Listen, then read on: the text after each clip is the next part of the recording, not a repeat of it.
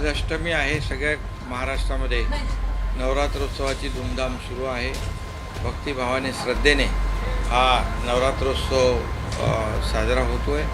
आम्ही देखील आज मनोभावे तुमच्या परिवाराने सर्व कार्यकर्त्यांनी एकत्र येऊन अंबे मातेची पूजा केली आहे आणि दरवर्षीप्रमाणे यावर्षी देखील हा उत्सव दिघे साहेबांनी सुरू केलेला मोठ्या प्रमाणामध्ये आज साजरा झाला आहे. इथे देखील राम मंदिराची प्रतिकृती उभी झालेली आहे आणि हजारो लाखो भाविक या ठिकाणी देशभरातून येतात आणि मनोभावे श्रद्धेने अतिशय मनापासून येऊन दर्शन घेतात. या उत्सवाची परंपरा आहे. देवीकडे काय मागायचं? देवीला सगळं माहीत आहे. या राज्यावरचं संकट अरिष्ट दूर कर, शेतकऱ्यांचं बळीराजावरचं संकट दूर कर आणि सर्व समाजातल्या सर्व राज्यातल्या सर्व जनतेच्या आयुष्यामध्ये चांगले दिवस येऊ दे, सुखाचे, समाधानाचे, आनंदाचे आणि या राज्य सुजलाम सुफलाम होऊ दे, या राज्याचा सर्वांगीण विकास होऊ दे. हेच मराठी तरुणांसाठी काही आव्हान करणार? मी खरं म्हणजे आज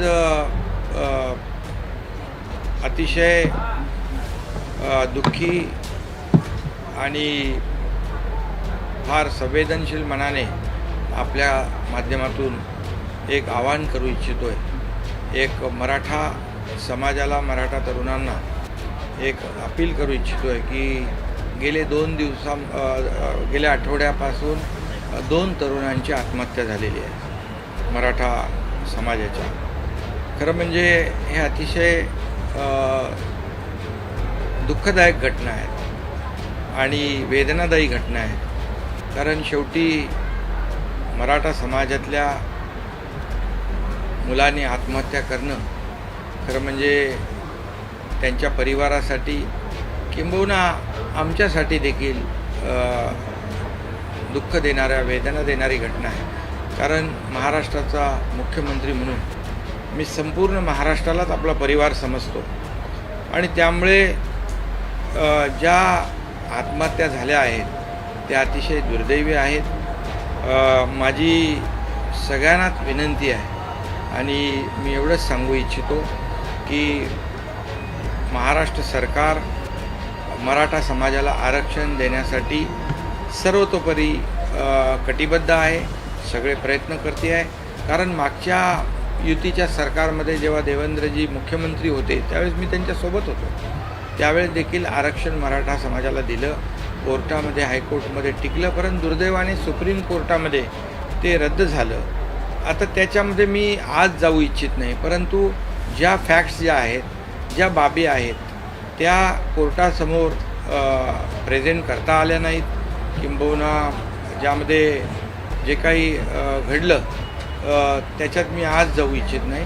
परंतु ज्या त्रुटी कोर्टाने दाखवल्या की मराठा समाज जो आहे हा मागास असताना मागास सिद्ध करायला थोडंसं अपयश त्यावेळेस आलं आहे आणि म्हणून आम्ही क्युरेटिव्ह पिटिशन सुप्रीम कोर्टामध्ये फाईल केलेली आहे.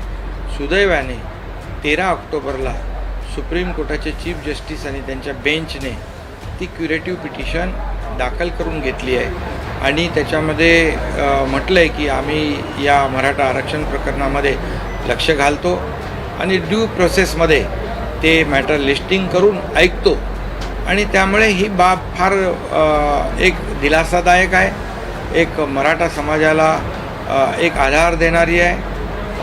त्यामुळे त्या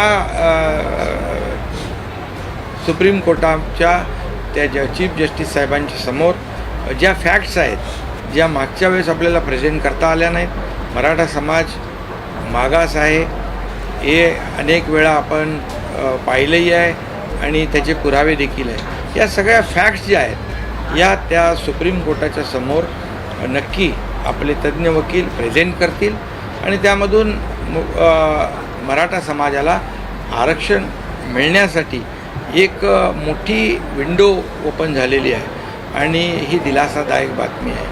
त्याचबरोबर जे मराठवाड्यामध्ये कुणबी दाखला ज्या देण्यासंदर्भात ज्या जुन्या नोंदी आहेत त्यांना कुणबी दाखले मिळाले पाहिजे अशी मागणी होती. त्यासाठी आम्ही जस्टिस शिंदे समिती गठीत केली. त्याच्यावर खूप युद्धपातळीवर काम सुरू आहे. जवळपास खूप मोठ्या प्रमाणावर त्याच्यामध्ये अगदी डीपली जाऊन जुन्या नोंदी त्या तपासून 5,000 ते 6,000 जुन्या नोंदी सापडलेल्या आहेत आणि आजही त्याच्यावर काम सुरू आहे आणि नक्की त्या माध्यमातून देखील सरकारने शब्द दिल्याप्रमाणे काम सुरू आहे. आणि म्हणून माझी विनंती एवढीच आहे की बाबा मराठा समाजातल्या माझ्या भावांनो, मी आपल्याला आवाहन आणि विनंती करतो की टोकाचं पाऊल उचलू नका. थोडा धीर धरा, थोडा वेळ द्या. ह्या सगळ्या गोष्टी होत आहेत आणि होतील.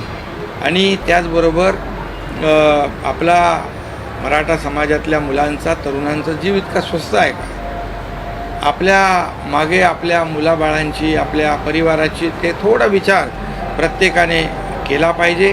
आणि तर खऱ्या अर्थाने यामध्ये सरकार म्हणून पूर्णपणे या मराठा समाजाला आरक्षण देण्याबद्दल पूर्ण कटिबद्ध आहे. पूर्ण ही जबाबदारी आमची आहे आणि त्यासाठी जे जे काही लागेल ते आम्ही नक्की करणार आहोत. मराठा समाजाला ज्या सोयीसुविधा आम्ही देतो आहे त्याचंही आम्ही लोकांना माहिती दिलेली आहे. त्याचबरोबर काही सूचना ज्या आहेत, आपल्या उपसमितीचे अध्यक्ष चंद्रकांत दादा पाटील आहेत. मराठा समाजामध्ये जे सारथी आणि अण्णासाहेब पाटील आर्थिक विकास महामंडळातून जो लाभ मिळतो त्याचे देखील मराठवाड्यामध्ये कॅम्प घेण्याच्या सूचना दिल्या आहेत. जे जे हे आरक्षण मिळेपर्यंत जे जे लाभ आहेत ते लाभ जास्तीत जास्त प्रमाणामध्ये मराठा समाजाला कसे मिळतील यासाठी आम्ही पूर्ण प्रयत्नशील आहोत. म्हणून मी पुन्हा एकदा आवाहन आणि विनंती करतो माझ्या मराठा समाजातल्या बांधवांना, कारण मी देखील एक मराठा समाजातला आणि शेतकऱ्याचा मी मुलगा आहे. शेतकरी आणि सर्वसामान्य कुटुंबातून मी आलेलो आहे. त्यामुळे मला यांच्या सर्वांच्या भावना मला माहीत आहेत आणि कुठेही मी कधीही कुणालाही खोटं आश्वासन कधी दिलेलं नाही. कुणाची फसवणूक मी केलेली नाही. मी ती फसवणूक करणारही नाही.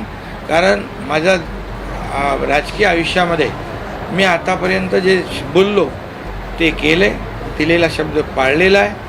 आणि त्यामुळे मी मराठा समाजाला पूर्वी शब्द दिला आहे की मराठा समाजाला टिकणारं, कायद्याच्या चौकटीमध्ये टिकणारं, नियमाचं मराठा समाजाला आरक्षण, इतर कुठल्याही समाजावर अन्याय न करता हे मराठा समाजाला आरक्षण देण्याची जबाबदारी सरकारची आहे.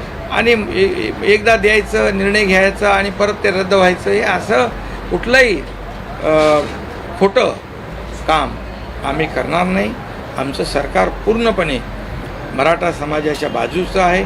मराठा समाजाला आरक्षण मिळवून देण्यासाठी जे करायचं ते आम्ही करणार आहोत. आणि हा एकनाथ शिंदेचा शब्द आहे एवढंच मी या प्रसंगी सांगतो. आणि मी सगळ्यांना पुन्हा एकदा विनंती करतो, पुन्हा एकदा आवाहन करतो की अतिशय टोकाचं पाऊल घेऊ नका. आपल्या मागच्या परिवारातल्या मुलाबाळांचा विचार करा, आईवडिलांचा विचार करा. आणि तुमच्या परिवाराला आवश्यकता आहे आणि हे मराठा समाजाला आरक्षण जे आहे, बघा, आरक्षण मिळवून देण्यासाठी सरकार पूर्णपणे बाजूने आहे. आणि मी हेही सांगतो, मराठा समाजाला हे माहीत आहे की अधिसंख्य पदं जी देण्याचा जेव्हा निर्णय झाला, विचार आला किंवा त्यावेळेचा प्रसंग आला, त्यावेळी याच एकनाथ शिंदेने पुढं येऊन सांगितलं परिणामांची सगळी जबाबदारी मी घ्यायला तयार आहे. याला जे काही परिणाम होतील ते भोगण्याची तयारी माझी आहे. आणि आज 350 ते 4,000 मराठा समाजाचे विद्यार्थी आज काम करत आहेत, नोकरीवर आहेत. आणि त्याचबरोबर मराठा समाजाला ज्या वेळेस अशा प्रकारचे प्रसंग आले तेव्हा मी स्वतःहून त्या गोष्टी अंगावर घेतलेल्या आहेत. त्यामुळे जे काही त्यांना लाभ जे देयक आहेत ते लाभ युद्धपातळीवर कसे मिळतील याचा देखील निर्णय आम्ही घेतला आहे. आणि म्हणून मी पुन्हा एकदा अपील करतो की टोकाचं पाऊल उचलू नका. आत्महत्या हे अगदी म्हणजे न परवडणारं परिवाराला आणि समाजाला हे काम आहे. आज 10% आरक्षणाची जी जाहिरात वर्तमानपत्रात छापण्यात आलेली आहे ती कुठेतरी मराठा समाजाची दिशाभूल करण्याची काम कुठलं 10%? शासनाकडून नाही, तो EWSचं जे आरक्षण आहे, EWSच्या आरक्षणामध्ये बहुतांश मराठा जसं SCBCचं रद्द झालं, कारण एकच आरक्षणाचा फायदा घेऊ शकतो माणूस. SCBC रद्द झाल्यानंतर त्या EWSमध्ये जवळपास मराठा समाजातले 8%, 8.5% तरुण त्याच्यामध्ये सहभागी होत आहेत. ही चांगली बाब आहे. आणि त्याचबरोबर ज्या जाहिरात आहे, या जाहिरातमध्ये मराठा समाजाला सरकार काय काय देतं आहे, काय काय लाभ आहेत ते त्याच्यामध्ये दिलेले आहेत. त्यामुळे मराठा समाजाला टिकणारं आरक्षण, कायद्याच्या चौकटीत बसणारं आरक्षण, जे पूर्वी दिलं होतं आणि रद्द झालं, तशा प्रकारचं आरक्षण या ठिकाणी देण्यास सरकार कटिबद्ध आहे.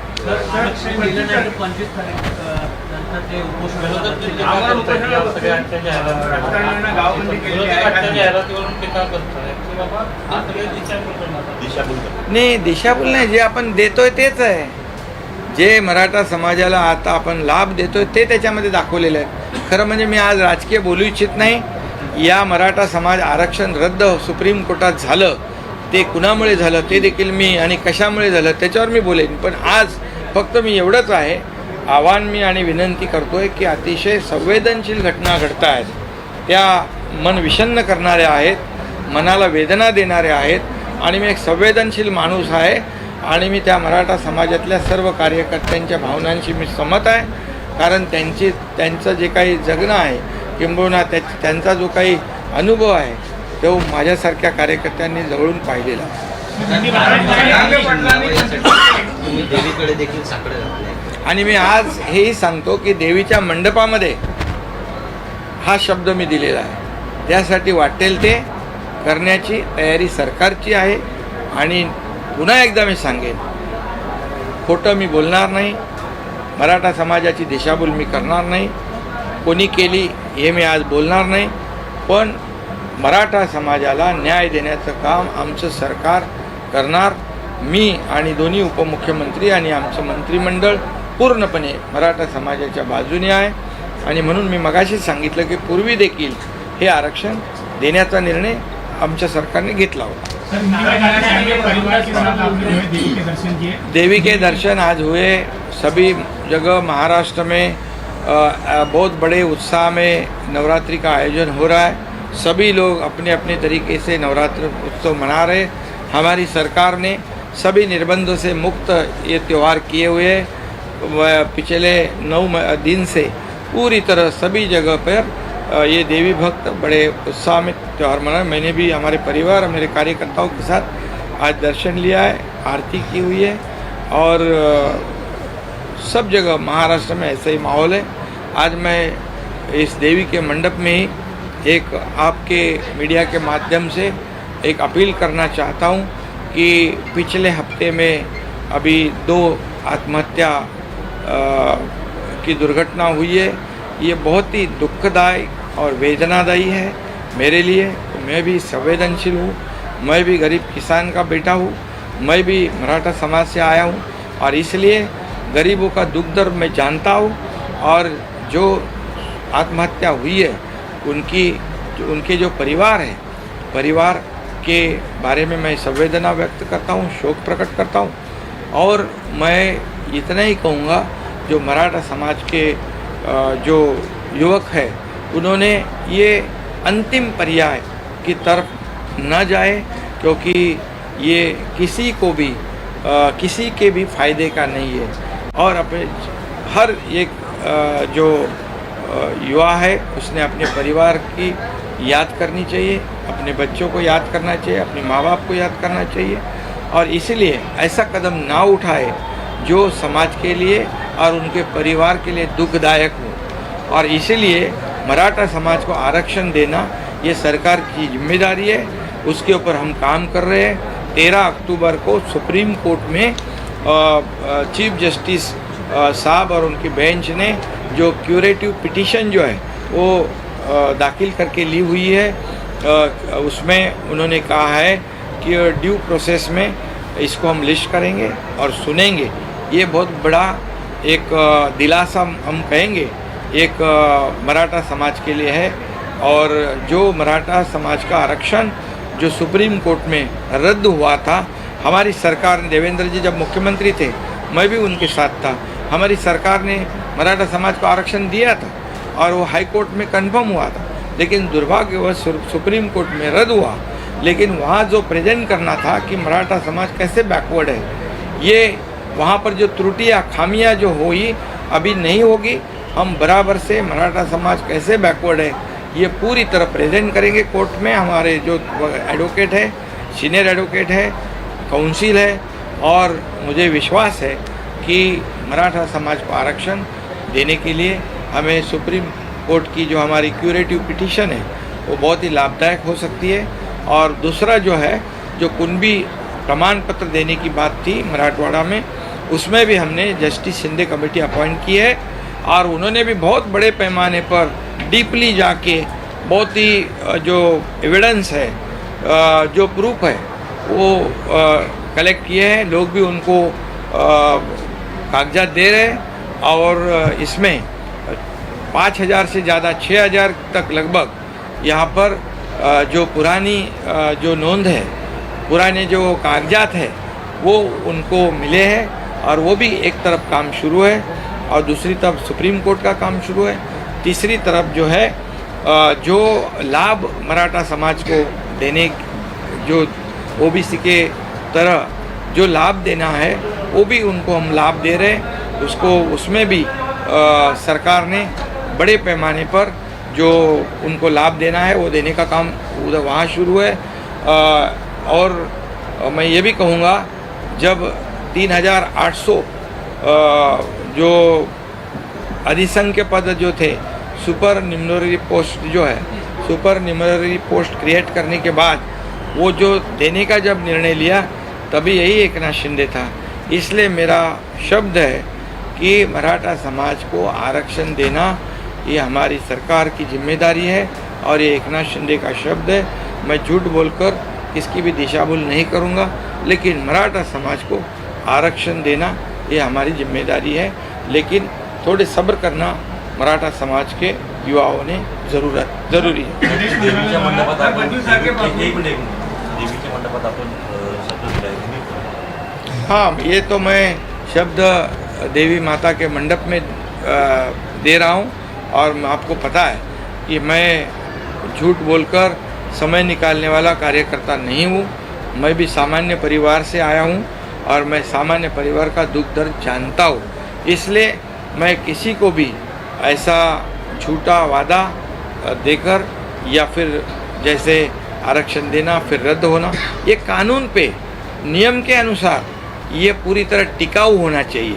चैलेंज होने के बाद भी ये मराठा आरक्षण कायम रहना चाहिए, ऐसी हमारी कोशिश है। मराठा के जो युवक हैं जो इस तरह से आत्महत्या करने, कहीं उनके पीछे कोई बहकाव में आ रहे हैं या उन्हें ऐसा लग रहा है कि आगे रोजगार नहीं मिलेगा? नहीं, देखिए, अभी तो सरकार पूरी तरह कोशिश कर रही है, पूरा काम कर रहे हैं और मराठा जो युवा है उन्होंने अपने परिवार के बारे में भी आत्महत्या करने के वक्त सोचना चाहिए कि हमारे पीछे परिवार है, हमारे बच्चे हैं, हमारे माँ बाप हैं।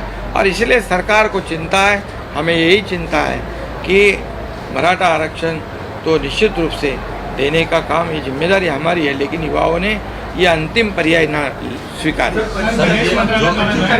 युवकों ने आत्महत्या की है उस मुद्दे को लेकर विरोधक जो उसका राजकीय मुद्दा बना रहे हैं। विरोधक जो है अभी उनको तो कुछ काम है नहीं। जिस प्रकार से हमारी सरकार काम कर रही है उससे वो बौखला गए हैं। और एक्चुअल में देखा जाए तो जब भी महाविकास आघाड़ी की सरकार थी तभी जो सुप्रीम कोर्ट में, जो देवेंद्र जी के ज़माने में उनके कार्यकाल में ये मराठा आरक्षण दिया था, हाई कोर्ट में कंफर्म हुआ था, दुर्भाग्य से सुप्रीम कोर्ट में रद्द हुआ था। ये इसकी जिम्मेदारी किसकी है ये मैं ज़रूर कहूँगा। अभी इसमें मैं राजनीति नहीं करना चाहता हूँ, सिर्फ अपील करना चाहता हूँ। सर, ज्या पद्धतीने विरोधक या सगळ्यांचं राजकारण करत आहेत, तुम्ही काय सांगू इच्छिता त्यांनी काही छोटे विषय? नाही, यामध्ये राजकारण विरोधकांनी करू नये, कुणाशाही जीवाशी खेळू नये। हा आपल्या एक समाजातला मोठा प्रश्न निर्माण झालेला आहे आणि सरकार पूर्णपणे त्यासाठी प्रयत्न करते आहे आणि म्हणून विरोधकांनी याच्यामध्ये राजकारण न करता सूचना करायला पाहिजे। काय केलं पाहिजे सरकारने मराठा समाजासाठी, कारण त्यांनी ते हाताळलेलं आहे आणि त्यांना तो मागच्या मराठा समाजाला आरक्षण देण्यासंदर्भात त्यांचं सरकार त्यावेळेस होतं।